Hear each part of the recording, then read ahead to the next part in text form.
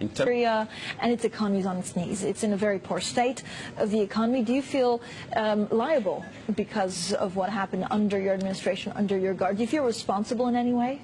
No. You see, the economy of Nigeria somehow depends on oil. Of course. And at any time that oil prices drop, it affects the economy significantly. Even though, in terms of contribution to GDP, the oil sector contributes just about 15%. But in terms of government revenue, the oil sector contributes almost 80%.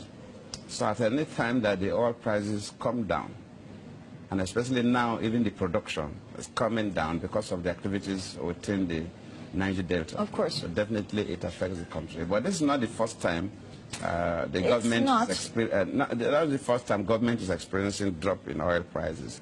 Even before I left, oil prices started coming down drastically. But what happened to the rainy fund, right? There was the rainy day fund known as the excess crude account. I think there is always... Sir, I just want to go through numbers. It was down to $2 billion from $20 billion a couple of years before. What happened?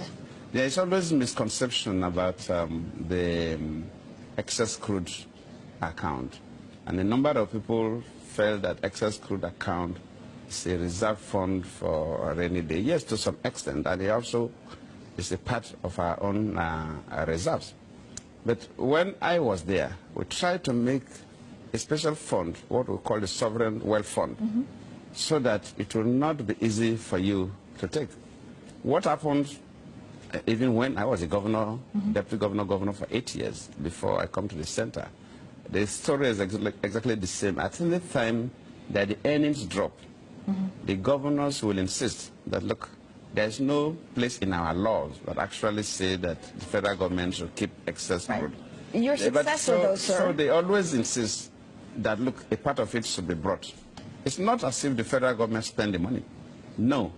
Just like when this new administration came, and there was so much pressure from the governors. Some funds were released from gas funds and so on. But so Mr. Jonathan, your successor says he inherited an economy with a virtually empty treasury. Is that correct? That's not true. There's no way he would have inherited empty treasury and at the same time give a bailout to the states. Okay. It's not possible. Do you regret? Nigeria is a fairly robust economy, but sometimes we over-politicize certain issues and make it look so bad. But it was not that bad, no. It wasn't that bad. Do you regret not diversifying Nigeria? The issue of diversification of Nigerian economy, we did very well. I think within the 5 years that I was in office, that was when agriculture got to the peak. You can ask anybody. I mean, there were high points. For you to diversify, but now you're looking at a recession. The rail sector and agriculture. We had the agricultural transformation agenda, which was the best since the history of the country. We were praised by everybody globally, and that is why my Minister for Agriculture is now the President of the African Development Bank, because of what he did in agriculture. We also encouraged the rail sector, the manufacturing.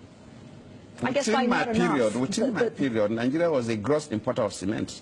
But now we're looking at a new recession. Nigeria becomes a gross exporter of cement. So if somebody said that we never diversify, that is not true. The area we did not succeed much was the solid mineral sector. We did very well in the agricultural sector. We encouraged manufacturing, industrialization. The only area that we did not achieve much was the solid mineral that we were also working on that. But you need investors. And the blueprint, everything was worked out. So if somebody says we did not diversify, of course, I was the president for Nigeria. Sometimes when people ask me the question, probably some people tell that I've been the president for Nigeria from independence till 2015. Let me ask you another question. For 5 years. You talked about perception, and there's a perception amongst Nigerians that corruption was rampant under the last 2 years of your rule. What do you say to those critics? Perception is based on what people say. In Nigeria, somehow, it has been routine from the collapse of the First Republic. At independence, we had the First Republic, and there was military intervention. What the military officer said was corruption. When we had the Second Republic, the same story when the Second Republic collapsed. What the military officer said was because of corruption. So if there is a major change in government where one political party is taking over power from another one, there must be issues that will be raised. Yes, I cannot say the country from the beginning of our independence that there was no corruption. Yes, there has been corruption. And I did very well also to curtail corruption. My approach to corruption was to make money available for anybody to touch. Just like the speech I presented today, we made sure that the area of fertilizer subsidies we clean up, and the whole corruption there was removed. I wanted to do the same thing in the oil industry. But the very people that have been accusing us of corruption are the very people frustrated. Mr. Jonathan, it's unfortunate. Are you worried that you will come under investigation for corruption? No, of course, obviously that they will be investigated, and I've been investigated. Yes, investigations are going on.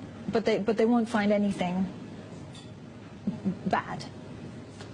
Because I wouldn't want to make certain comments because when a government is working, it's not proper for immediate past president to make certain statements, and that I will allow the government to do the work they're supposed to do. I wouldn't want to make so serious comments on that. Definitely not. It's not proper. After all this investigation and so on, the whole stories will be properly chronicled. I wouldn't want to say this or that. It's not a good practice. I've just left office. I should allow the president and his team to do what they believe is good.